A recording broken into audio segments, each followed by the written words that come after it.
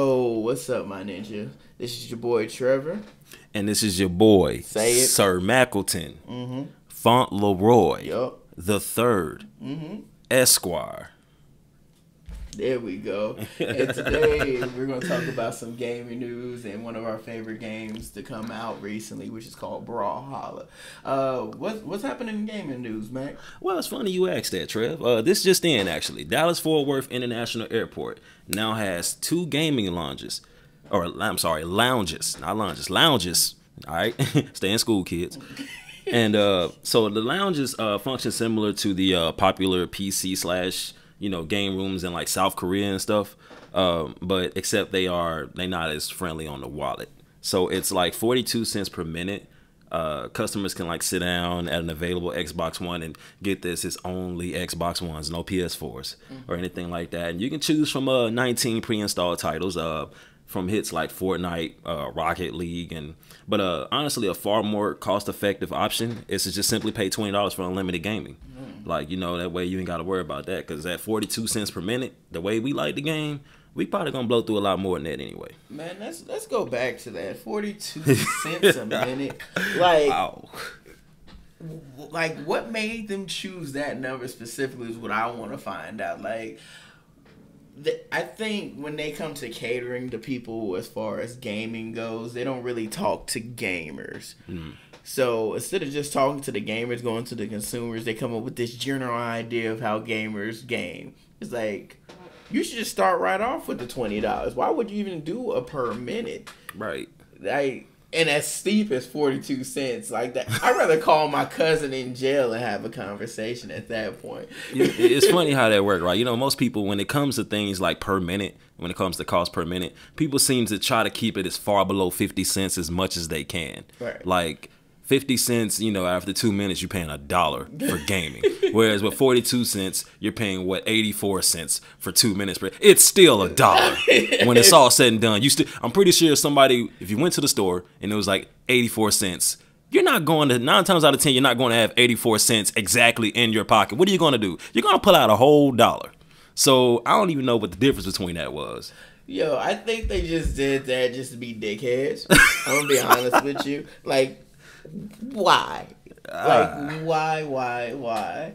But man, it's crazy how the gaming industry is changing in the sense of it's becoming more, I wouldn't say socially acceptable, but gaming is becoming pop culture. You got people like Drake, you got NBA players like freaking, what's his name off of the Timberwolves, Karl Towns. He's out here playing Fortnite. They're playing PUBG. I think gaming is coming to the forefront of pop culture solely based on the fact that we have all these kids who are gamers coming up and becoming stars. So I feel like that's helping us out, and in the sense of that as far as gaming goes. And then DFW Airport has that coming. Then also, right next to the Dallas Cowboys Stadium, we're about to have our own esports center. I'm so ready for that. I remember when I first saw that, I shared it, and as soon as I hit the share button, I called Mac. I was just like, dude, did you just see what I just shared? He was like, I don't get on Facebook like that. I was like, you know what? I'm just going to read it to you. And we just went down all the details the esports center is going to have. But it's crazy the fact that it's actually coming out, man. How do you feel about it, bro? I mean, let's be real here, man. It's esports, dog. This is the gamer Super Bowl. Right. Like, most people, when it comes to gaming, you don't need to have a whole lot of room. TV, gaming console, a chair, and you can go to work, right? So this gaming hall, based on what we read, is half the size of the Cowboy Stadium. Again, you can have 20 TVs and 20 consoles, line them up in a room, and you still wouldn't need that much room. The only real reason you need room is for the chairs and the people, right? Right. So if it's half the size of a Dallas Cowboy Stadium, you can just put a set of bleachers in that thing, man. Add a giant big screen up at the top, and we got a gamer's paradise, man. Right. Put some food in that thing, maybe throw a Subway in there. So, look, we gonna be in there winning. Bro, I'm not even gonna lie to you. I remember when I was a kid, my biggest dream was to go to a mall and go to the actual movie theater in the mall and be like, yo, let me plug my system up to this dang big old monitor. Could you imagine playing Like something crazy enough as Final Fantasy on a big screen. On a big like screen, I mean, it's lovely on a 55, bro. You know what I'm saying? Let alone a big screen. But let's see. So the funny thing about it is that they're also you can also log into your Xbox account. Wow. Your Xbox, you can log into your own Xbox account at these terminals, or you can just use a Gameway provided account, which is Gameway is the name of the company that built the two lounges in the first place. And excuse me. Apparently, the purpose is to make airports more entertaining. Most definitely. And yeah, because most airports only have a few seats, restaurants, bathrooms. Other than that, if you got a layover, you're just sitting there. And and it was 50% of Americans probably play video games at least 3 to 4 hours per week, right? But the average gamer, like statistics say that the average male gamer age is 35. And for females, I don't know if I completely agree, is mid-40s. Yeah. I don't believe that statistic. I'm gonna be honest with you. Yeah, it don't make sense to me, honestly. Let the gamers go out and do some polls. That's what we gonna have to do because 45. Let us know in the comments, especially female gamers. If y'all female gamers out there, let us know in the comments at the bottom, man. Like, when did you start playing games? And if you know any other females, what's the age limit? Like, what is it normally for y'all? But I'm gonna be honest, man. I run across a lot of people whose interpretation of games they always say, "Oh, you're too old to play video games." I'm like, what? Yeah. In what world? I don't understand that. It's like the same way that you might enjoy going out or going home and watching Grey's Anatomy is the same way I enjoy going home and playing a decent video game. I mean, and shooting the shit with my boys, because 9 out of the 10 we're not playing the game for the fact to play the game. We're playing the game just to talk shit. We just chilling. We just shooting the shit. And I mean, let's be honest. If we really gonna take it to where we too old to do certain things, the people that say that too old to be doing a lot of different things that they probably don't want to talk about. So, but we know that's another topic for another story. But anyway, let's get back to what we was talking about before I get carried away with something else. Nah, we're playing. But gaming is coming to a forefront. Like me and Mac, we've been obsessed. I'm talking about a level of obsession for this game called Brawlhalla, or what we call Diet Smash Bros. Yes. It's a fighting game that has all the elements of Smash Brothers, including smash moves. Yeah, smash moves. The only difference in the game is each character isn't completely different. Some things about Brawlhalla seems kind of repetitive at times, but at the same time, when you play it, it's very, very entertaining in the sense. How do you feel about the game, though, Mac? Man, it's just like you said, like it's very entertaining and it's also very, very rewarding. It's one of those games where it's extremely easy to play, it's easy to pick up, but it's difficult to master. It's like playing a bard in 14. Right. It's exactly what you want. It's something you can pick up. You can start playing immediately. There isn't really any loading screens. There isn't any type of logins. It's just you get on and you start playing that fast. You just jump in. It don't take but about 2 minutes to start. And like I think one of my favorite features of the game is the weapon setups. Right.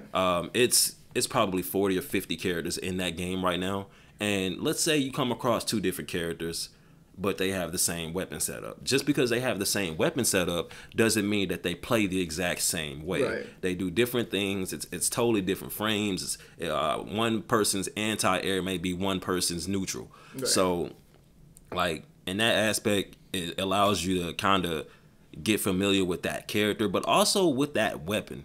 Because it makes you interested in other characters that have said weapon. But I like it more. It's so fun. And of course, it's almost similar to Smash also in the sense of frustration. Oh, man. Because look, man, when you go in there and you come across somebody that's just godlike and you get destroyed and you're annoyed. Yep. Like, you're so annoyed. Especially when you know you could have played better. Too. You're like, yo, I should have dodged right there. I probably should have focused on doing more combos and smash moves. I agree, man. The thing about Brawlhalla as well that captures most people, which is something that captures everybody in every aspect of life, is our favorite word, free. Right. It's free to download. It's free 99. It's very free 99, man. Man, we've been playing Brawlhalla, what, about a year? No, it's been less than that, less than that, Brawlhalla came out in 2016.